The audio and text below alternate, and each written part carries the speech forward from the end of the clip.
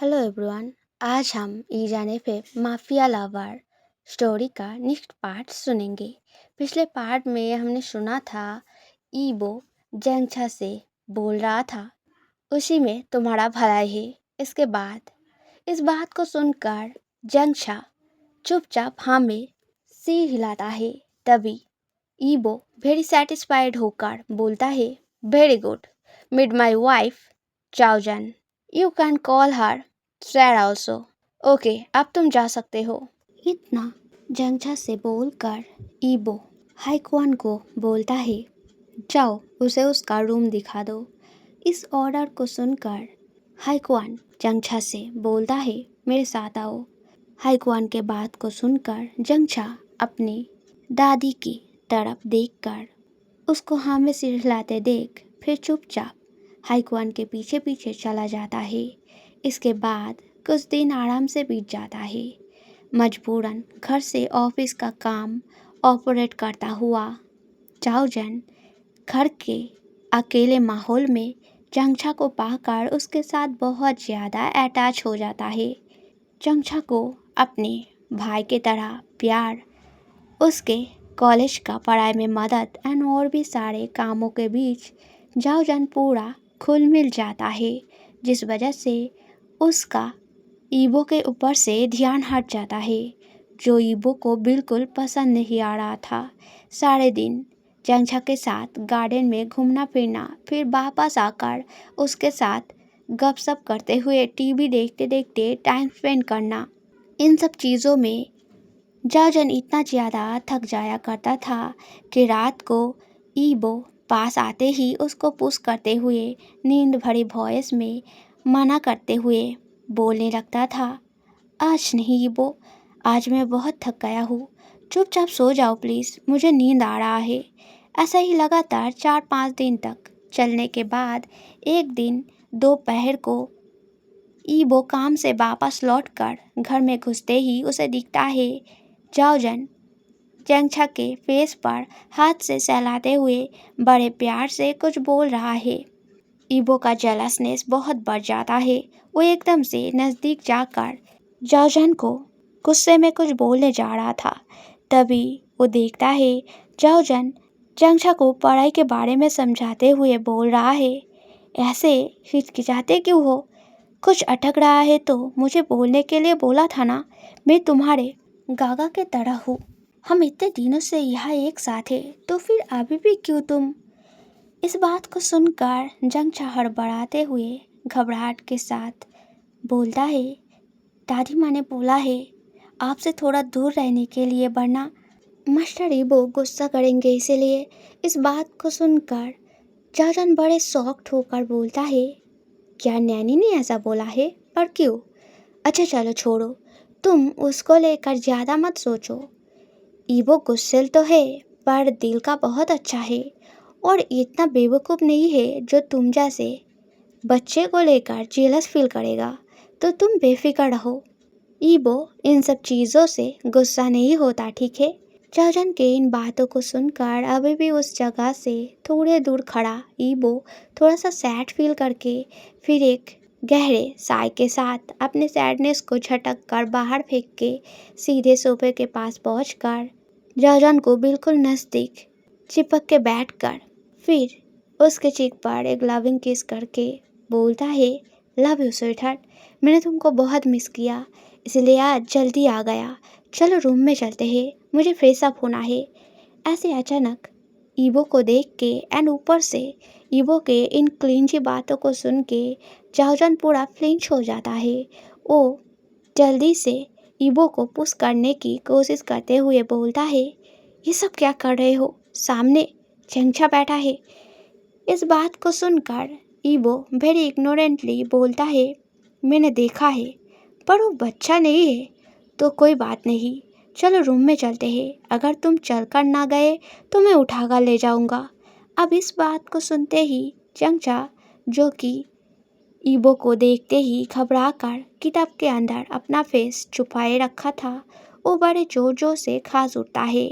इस चीज़ को देखकर जाओजन वरीड होकर कुछ बोलने जा रहा था, तभी ईबो फिर सीरियस वॉइस में बोलता है, जल्दी किचन में जाकर पानी पी लो।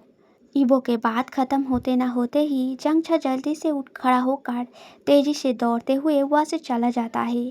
तभी ईबो सेटिस्फाइंगली मुस्कुरा उठ के फिर एकदम से जाओजन को गोद में लेकर उठ खड़ा होकर सीढ़ी के तरफ चलते हुए बोलता है, चलो अब तुम मुझे मेरा प्यास बुझाने में मदद करो।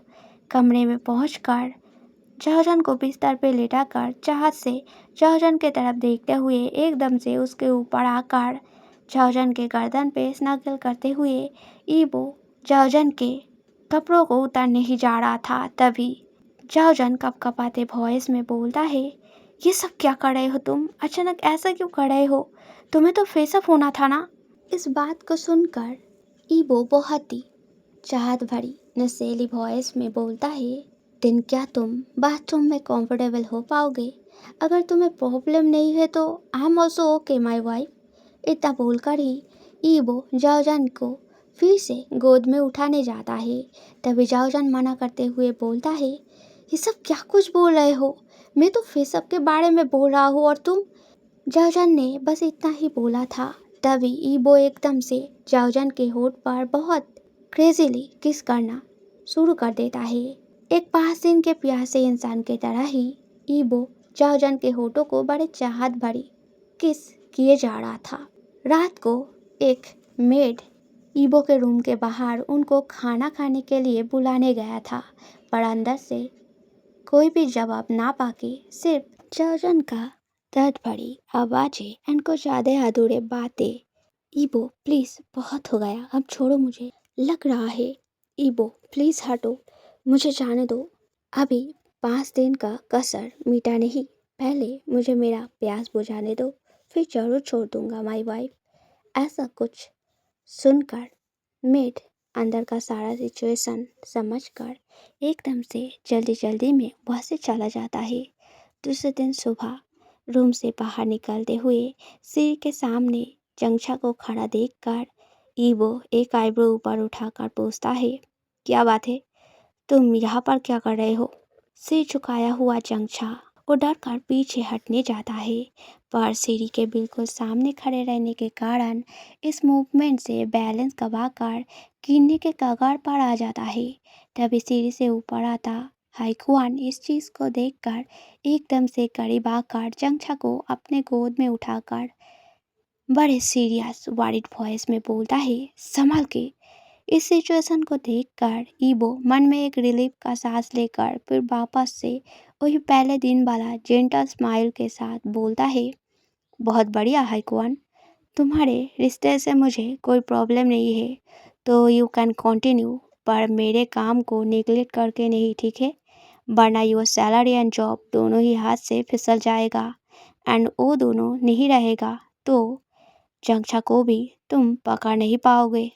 ईबो के इन बातों को सुनकर हाईकुआन जल्दी से जंगछा को नीचे उतार के 90 डिग्री एंगल में बो करके बड़े जोर से माफ़ी मांगते हुए बोलता है, आई एम सॉरी बॉस, आगे से ऐसा नहीं होगा। इस बात को सुनकर ईबो फिर स्ट्रिक्टली बोलता है, क्यों नहीं होगा, ज़रूर होगा, पर मेरे काम के बाद चलो अब जल्दी से अपने होने वाले वाइफ को छोड़कर मेरे वाइफ के लिए डॉक्टर को लेकर आओ विद इन 5 मिनट, ठीक है? इस होने वाले वाइफ बात को बोलते ही जंगछा जल्दी से अपने ऑलरेडी हो चुके लाल फेस को छुपाते हुए दौड़कर वहाँ से चला जाता है। तभी हाईकुआन एक डेविल स्मिंग करके फिर अपनी मुस्कान को दबाए रख के एकदम से सीधे खड़ा होकर यस बॉस बोल के वहाँ से चला जाता है। तभी एक दिन रात को 2 बजे काम खत्म करके घर लौटने पर लिविंग रूम के सोफे पर एक तरफ के एज पर जाजन को और दूसरे तरफ के एज पर जंगछा को बैठे हुए सोया हुआ देखकर ईबो बड़े कॉन्फ्यूज होकर दूर खड़ा एक मेड को हाथों के इशारों से पास बुलाकर पूछता है, इतने रात तक सर यहाँ क्या कर रहा है? इस बात को सुनकर वो मेड जल्दी से घबराहट के साथ बोलता है, हमें माफ़ कर दीजिए मास्टर, हम सभी ने सर को बहुत बार कमरे में लौट जाने को बोला था पर उन्होंने नहीं सुना, इसीलिए जंगछा भी उनके साथ यहाँ रुक गया। इस बात को सुनकर ईबो सोफे की तरफ देखते हुए उस मेड को बोलता है, ठीक है, तुम अब जा सकते हो। इतना बोलकर ईबो सोफे के करीब जाकर सोया हुआ चाओजन को बड़े जेंटली गोद में उठाकर फिर पीछे घूम के हाइक्वान को बोलता है, एज आई से तुम अब ऑफ ड्यूटी हो, तो नाउ तुम जंगछा को लेकर जो चाहे वो कर सकते हो, पर बी केयरफुल। जंगछा अभी बच्चा है और मेरे केयर में है, सो कॉम्प्लेन आने पर मैं तुम्हारे छाल उखाड़ने में मजबूर हो जाऊंगा, इसलिए उतना ही आगे बढ़ना जितने का इजाज़त जंगछा खुद से तुमको दे। Is that clear? इस बात को सुनकर हाइक्वान एकदम से हाँ में सिर हिलाता है। इस चीज़ को देखकर ईबो अब हल्के मुस्कान के साथ बोलता है, ठीक है देन, जंगछा को उसके रूम में ले जाओ। इतना हाइक्वान से बोलकर ईबो एकदम से सीढ़ी से चलते हुए ऊपर अपने कमरे में चला जाता है। ईबो के चले जाने के बाद हाइक्वान भी सोफे से जंगछा को गोद में उठाकर उसके कमरे में ले जाके बिस्तर पे लेटा देता है। हाइक्वान थोड़ी देर तक जंगछा के मासूम ब्यूटीफुल सी फेस को बड़े गौर से मन भर के देखने के बाद जंगछा के सिर पर हाथ फिरा के उसके फोrehead पर एक जेंटल छोटा सा किस करके फिर धीरे से वहाँ से उठ के चले जाने जाता है। पर तभी पीछे से जंगछा उसके हाथ को पकड़ के बड़े प्लीडिंग वॉइस में बोलता है, मुझे छोड़कर मत जाओ, मुझे बहुत डर लग रहा है, प्लीज़। इस बात को सुनकर हाइक्वान बड़े शॉक्ड होकर पीछे घूमता है। तभी उसको दिखता है जंगछा का आंखें बंद है। इस चीज़ को देखकर हाइक्वान समझ जाता है कि जंगछा ने ये सब नींद में कहा है, शायद वो कोई सपना देख रहा है, इसीलिए। इतना सोचकर हाइक्वान जंगछा के हाथ को अपने हाथ से छुड़ाकर जंगछा के हाथ को अच्छे से चद्दर के नीचे रखकर वहाँ से उठने जाता है। पर तभी जंगछा एकदम से हाइक्वान को फिर हाथों से खींचता है। इस बार हाइक्वान एकदम से जंगछा के शरीर के ऊपर गिरता है एंड हाइक्वान का होठ सीधे जंगछा के होठ से टच हो जाता है। हाइक्वान का सॉफ्ट आंखें एकदम से बड़े बड़े हो जाता है। इन सभी चीज़ों से जंगछा का भी नींद छूट जाता है। वो जब आंखें खोलकर हाइक्वान को ऐसे उसके ऊपर उस किसिंग पोजीशन में देखता है, तब वो एकदम से हाइक्वान को पुश करके गुस्से में चीख कर बोलता है, ये क्या कर रहे थे आप? ऐसा बोलते ही जंगछा के आंखों में आंसू भर आता है। वो मोटे मोटे आंसू बहाते हुए जोर जोर से सांसें लेने लगता है। ये देखकर कॉन्सर्न हाइक्वान जल्दी से एक्सप्लेन करते हुए बोलता है, देखो तुम डरो मत, तुम सोफे पर सो रहे थे, इसीलिए मैं तुम्हें गोद में लेकर यहाँ आकर बिस्तर पे सुलाकर फिर यहाँ से चले जा रहा था, पर तभी तुम मुझे ऐसे खींचे, इसलिए बिलीव मी, मैं तुम्हारे साथ कुछ नहीं करने वाला था। मैं उस टाइप का पर्सन नहीं हूँ। मैं तुम्हें कभी भी उस तरह पाने का कोशिश नहीं करूँगा, चाहे मैं किसी भी हालत में क्यों ना हूँ। मैं इस तरीके का वर्ल्ड से बिलोंग वाकई करता हूँ, पर मैं वाकई में उतना बुरा इंसान नहीं हूँ जितना तुम सोचते हो।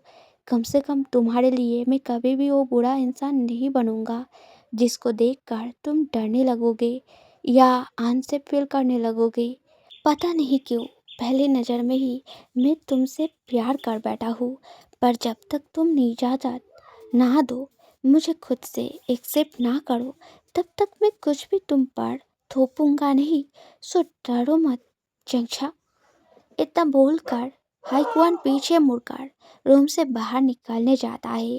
तभी जंगछा बड़े धीमे से हिचकिचाहट भरी वॉइस में बोलता है, आप मुझे कभी छोड़ के तो नहीं जाएंगे ना? इस बात को सुनकर हाइक्वान बहुत ज़्यादा सरप्राइज होकर एकदम से स्टैचू के जैसा थम जाता है। तभी जंगछा बिस्तर से उठकर एकदम से जाकर हाइक्वान को पीछे से बड़े टाइट से हक करके हाइक्वान के मस्कुलिन पीठ पर शांति से सर रखते हुए फिर बोलता है, अगर आप कभी भी मुझे छोड़कर ना जाने का वादा करेंगे तो ही मैं आपको प्यार करूँगा, वरना आपके लिए जो भी प्यार मुझ में है उन सबको सारा जीवन के लिए मिटा दूँगा। क्योंकि मुझे फिर से अकेला नहीं पड़ना। मेरे माँ पापा की तरह मौत का बहाना देकर भी आप मुझे छोड़कर नहीं जाएंगे। अगर आप ये वादा मुझसे करेंगे तो ही।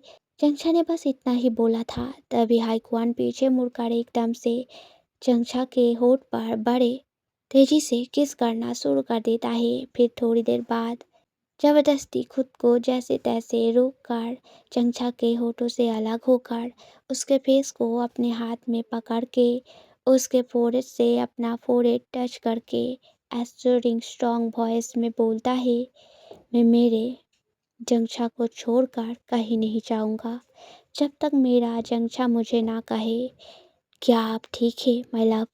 इस बात को सुनकर आंखों में आंसू आ चुका जंक्षा आंसू बहाते बहाते हाँ में सिर हिलाते हुए क्राइंग बैठे वॉइस में बोलता है, हाँ अब बस भूलना मत इस वादे को।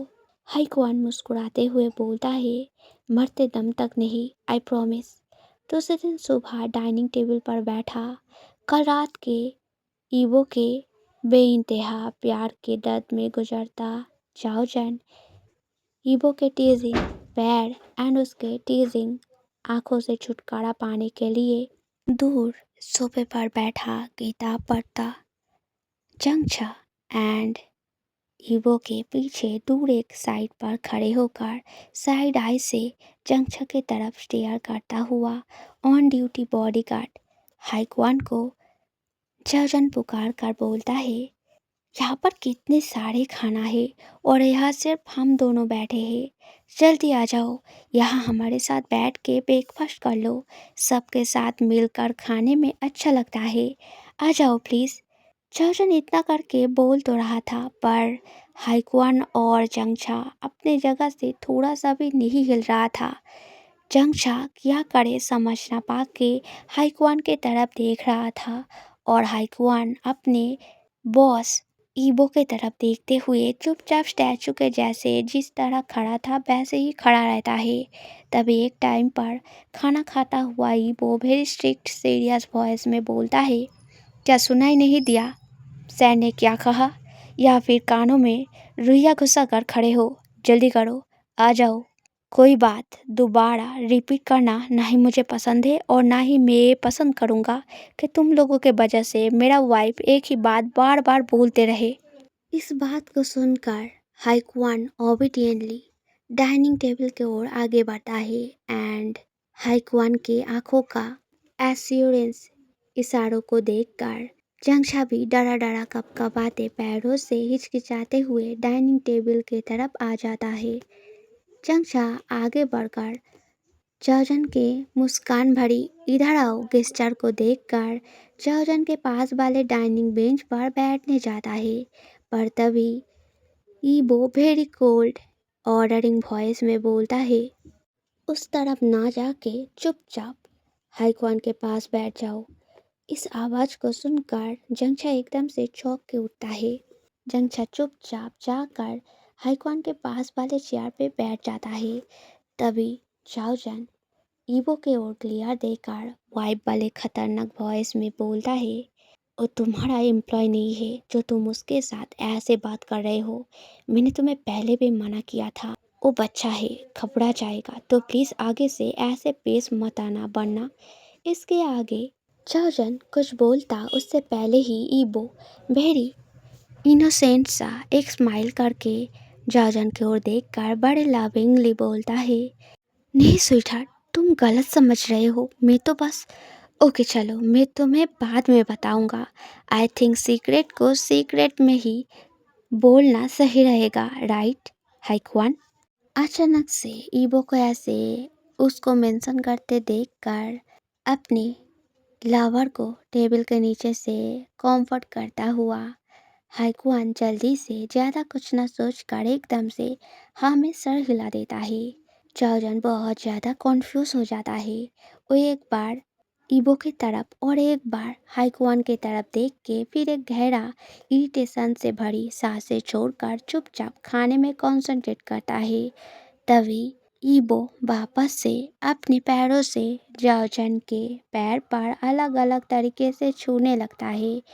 ऐसे करते हुए कुछ ही सेकंड बीता था, तभी चाओजन एकदम से ईबो के पैर को धक्का मार के फिर एकदम से ईबो के पैर पर अपना एक पैर रख के बड़े बेरहमी से फिसलने लगता है, जिसके इफेक्ट के वजह से माफिया ईबो का भी स्ट्रॉन्ग फेस थोड़ा श्रिंक हो उठता है।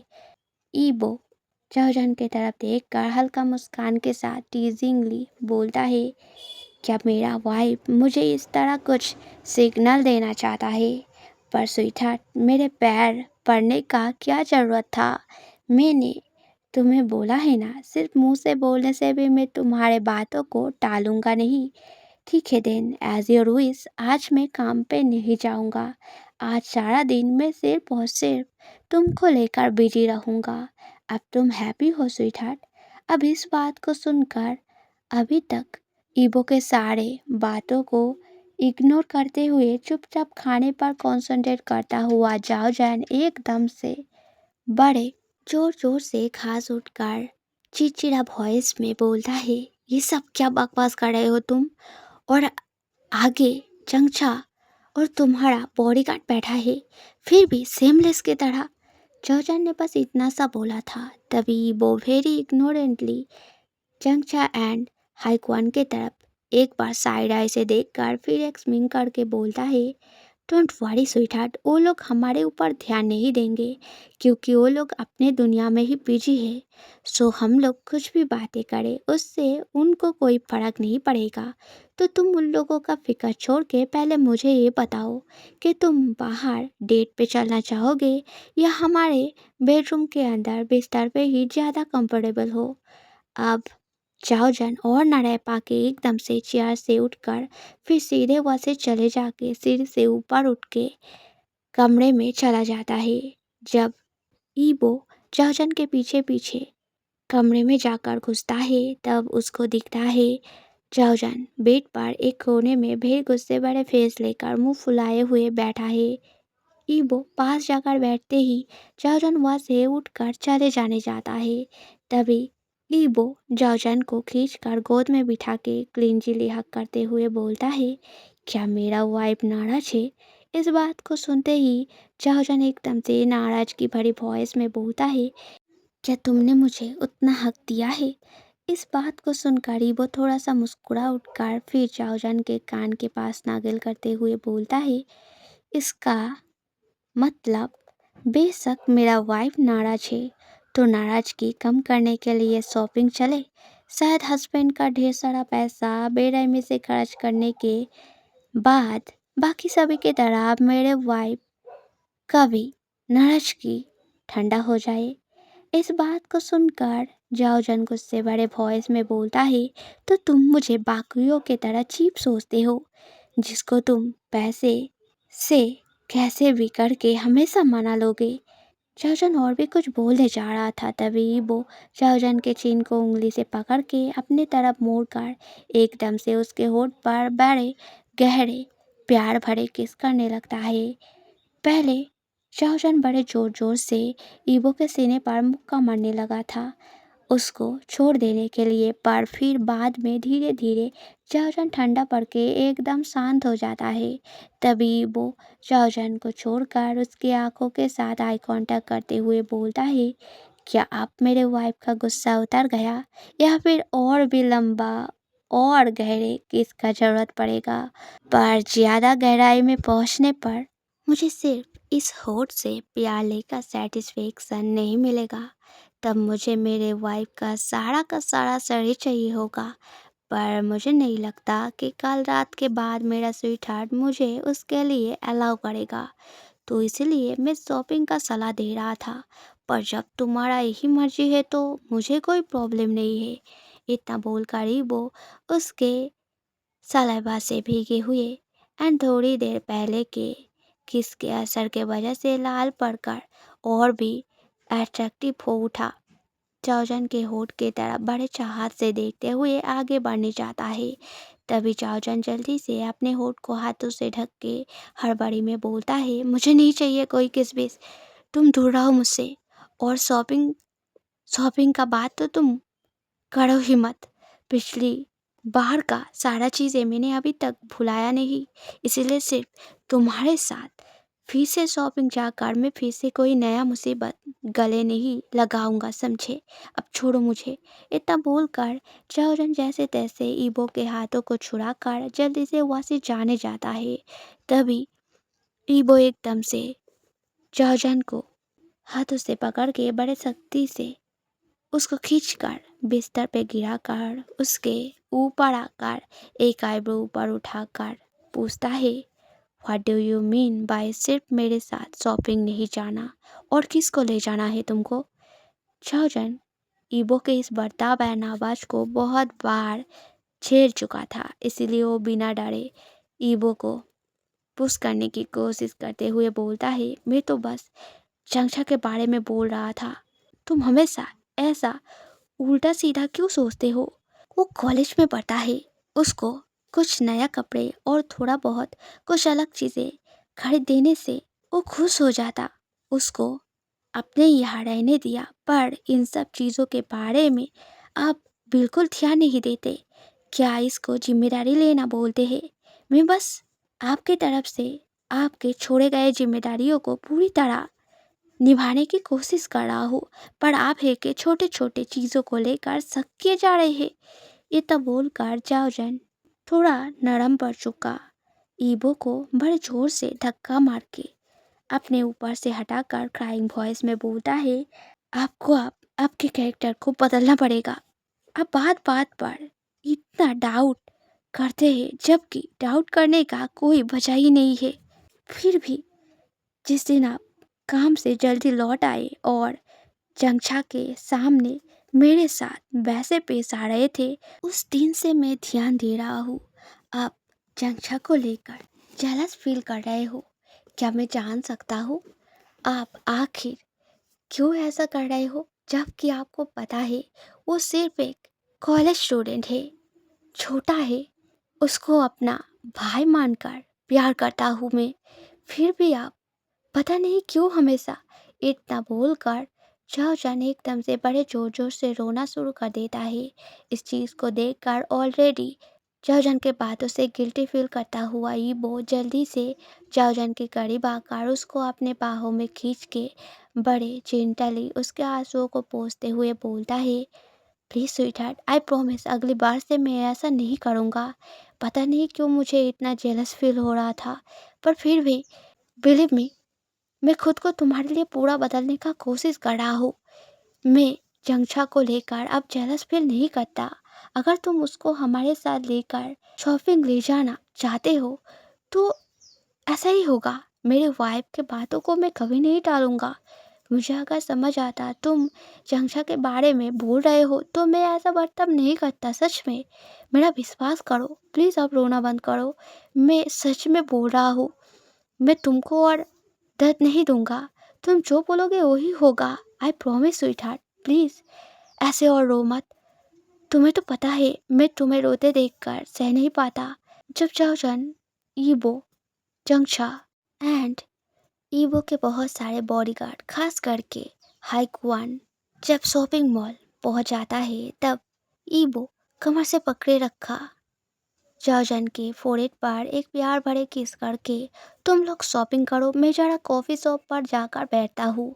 आई have an important client to handle, so थोड़ा मैनेज करना स्वीटहार्ट। इतना बोलकर ईबो बहाने से वहाँ से चला जाता है ताकि पिछले बार का इंसिडेंट भूल के भी ना दोहरा सके। ईबो कॉफ़ी शॉप में जाकर बैठा ही था, तभी कॉफ़ी शॉप के एंट्रेंस गेट को पुश करके अंदर घुस आता बायलू सीधे जाकर ईबो के बिल्कुल नज़दीक एकदम चिपक के बैठकर पीटी वॉइस में बोलता है, ये क्या है ईबो, मैंने तुम्हें कितनी बार कांटेक्ट करने का कोशिश किया, पर फिर भी तुम मुझे इग्नोर किए जा रहे हो। ना ही तुम और ना ही तुम्हारा बॉडीगार्ड मेरा फ़ोन रिसीव कर रहा है। क्या मैं अब इतना पराया हो गया हूँ तुम्हारे लिए? क्या सिर्फ अब ओ बैकडेटेड चाओजन ही सब कुछ है? बायलू ये सब बोलते हुए ईबो के एक हाथ को बड़े क्लिंजीली अपने हाथों से हक किए जा रहा था। तभी ईबो एकदम से बायलू के हाथ को खींचकर अपने हाथ से हटा के झटक कर फेंक के बहुत स्ट्रिक्ट वॉइस में बोलता है, अगर तुम्हें पता चले गया है चौजन मेरा कौन है तो उसे इस तरह अपमान करने का हिम्मत मत दिखाओ, वरना तुम्हें पता है ना मेरा गुस्सा आखिर कैसा होता है। तुम्हें अच्छे से पता नहीं शायद, पर एक चीज़ हमेशा सच है कि मैं और तुम सिर्फ कलीग फ्रेंड है, इससे बढ़कर कुछ भी नहीं। तो ज़बरदस्ती ऐसा नॉनसेंस बर्ताव करना बंद करो, आई डोंट लाइक इट। और अगर तुम ऐसा ही बर्ताव कंटिन्यू रखोगे तो ये फ्रेंडशिप वाला रिश्ता भी तोड़ देने में मैं ज़्यादा देर नहीं लूँगा। सो अगर तुम ऐसा नहीं चाहते तो ये सारा फालतू के हरकतों को बंद करो, ठीक है। इतना बोलकर ईबो बालू की तरफ से मुंह मोड़ लेता है। वो दूसरे को देखते हुए शांति से अपना कॉफी पीने लगता है। तभी ईबो के सारे हर्ष बातों से झरझर रोता बायलू क्राइंग दर्द भरी वॉइस में बोलता है, क्या मैं अब इतना बुरा लगने लगा हूँ तुमको? क्या वो जाओजान तुमको इतना पसंद आ गया? मैं तो तुम्हें कितने दिनों पहले से पसंद करता हूँ। मैंने तुम्हारे लिए कितना कुछ किया। अगर तुम मुझे बोलते तो मैं तुम्हारे लिए और भी बहुत कुछ बदल सकता था। खुशी खुशी तुम्हारे प्यार के लिए मैं कुछ भी कर सकता हूँ, पर फिर भी तुमने मुझे छोड़कर उस जाओजान को चुना। मुझे जानना है क्यों तुमने ऐसा क्यों किया? हाँ, जबकि उस जाओजान ने तुम्हारे लिए कुछ भी सेक्रीफाइस नहीं किया, फिर भी तुम क्यों? पालू ने बस इतना सा बोला था, तभी वो बड़े सीरियस वॉइस में साउट करके बोलता है, इनफ बालू, मैं मेरे किसी भी चीज़ का जवाब किसी को देना बिल्कुल पसंद नहीं करता। ये मेरे और मेरे वाइफ के बीच का मामला है। तुम इसमें ना पड़ो तो ही अच्छा है। So get lost, you are disturbing me. अब इस चीज़ को सुन के भालू एकदम से उठ खड़ा होकर अपने आंसुओं को पोंछ के नाराजगी भरे वॉइस में बोलता है, ठीक है, इसका मतलब जाओजान के रहते तुम मुझे कभी नहीं अपनाओगे, मैं समझ गया। तो फिर कुछ दिनों बाद जो ग्रैंड पार्टी है वहाँ पर तुम इस बार किसे एज ए पार्टनर ले जाओगे? क्योंकि तुम्हारे वाइफ जाओजान तो ये सब चीज़ें नहीं कर पाएगा, क्योंकि वो एक लड़का है और पहले की तरह तुम मुझे लेकर नहीं जाओगे। तो फिर तुम क्या करने वाले हो इस बार? इस बार मेरा भैया भी इस इवेंट पे जा रहा है। तुम शायद नहीं चाहोगे कि तुम्हारे गैर मौजूदगी में मेरे भैया को सारा फ़ायदा मिल जाए। तो जो भी डिसीजन लेना है थोड़ा सोच समझ कर लेना प्लीज़। और अगर एट द एंड तुम्हें हमेशा की तरह मेरे मदद का ज़रूरत पड़े एज ए पार्टनर, तो फिर मुझे एक फ़ोन कर देना। I will be there for you. आज के लिए इतना ही। स्टोरी पसंद आए तो लाइक करना, कमेंट करना, सब्सक्राइब करना। मिलते हैं नेक्स्ट वीडियो में। Okay, bye bye.